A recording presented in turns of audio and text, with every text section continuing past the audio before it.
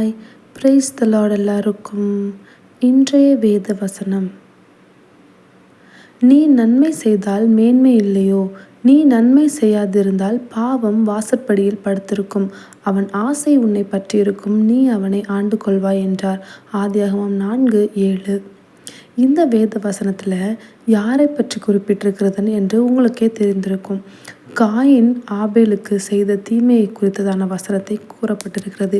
இன்றைக்கு ஒருவேளை நீங்கள் தீமையை பெறுகிறவர்களாக இருக்கலாம், அல்லது தீமையை விதைக்கிறவர்களாக இருக்கலாம், நன்மைக்கு தீமை செய்கிறவர்களாக இருக்கலாம்.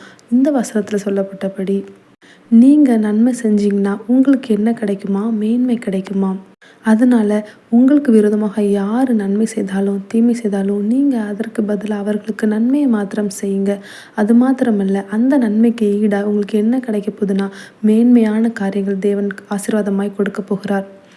நான் நினைப்பதற்கும் வேண்டுவதற்கும் மேலாய் மேலாய் நன்மை செய்வார். நான் வெட்கப்பட்ட நாட்களுக்கு ஈடாய் ஈடாய் நன்மை செய்வார். Thank you for watching. God bless you.